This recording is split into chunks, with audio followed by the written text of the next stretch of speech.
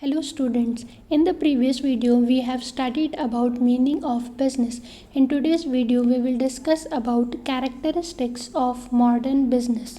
The concept of business is changing with changing times. Its scale of operation, objectives, functions, etc. is changing due to rapid change in technology, market conditions and business environment. Business of 21st century is giant, huge, complex and customer oriented. So let us now discuss about the characteristics of modern business. Large size.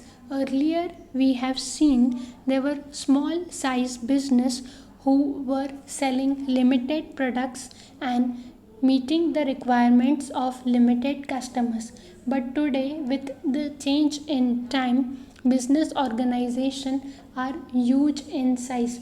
They make huge investment in asset and in production capacity, which has helped the business organization to manufacture large quantity of goods and to satisfy the needs of customers not only in a particular city or state but at national and international level.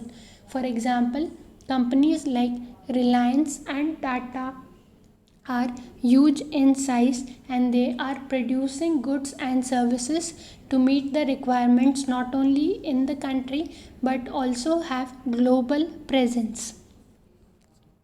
Market driven.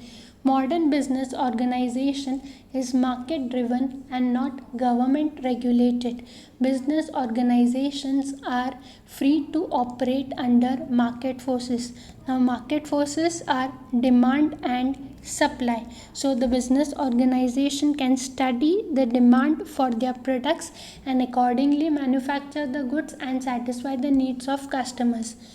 These days, business organizations tend to study the needs, wants, taste, choice, preference of customers and use this information to manufacture the goods and to satisfy the needs of customers and thereby earn the profit.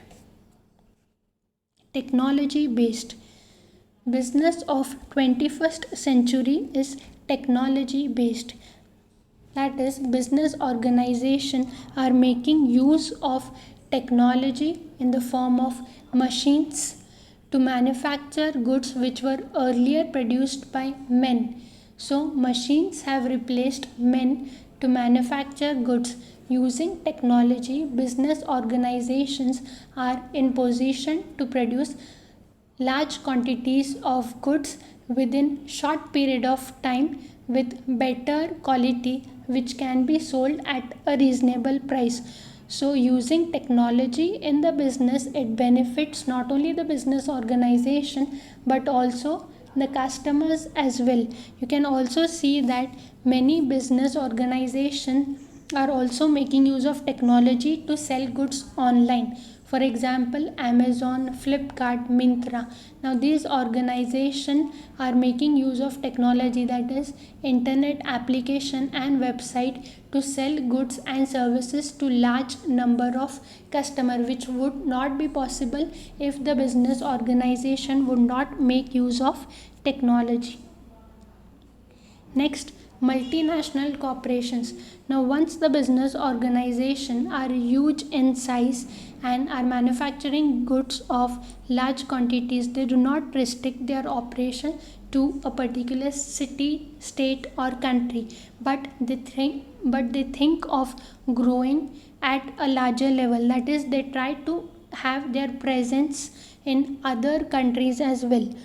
So they think of becoming multinational corporations, that is operating in more than one country. So you can see there are many companies who have their presence not only in one country but in many other countries. For example, Microsoft, Google, Infosys, Tata and so on. Diversification. A business organization do not restrict to manufacture only one type of good, but instead they try to diversify their business. by manufacturing a variety of goods to satisfy various needs of customers.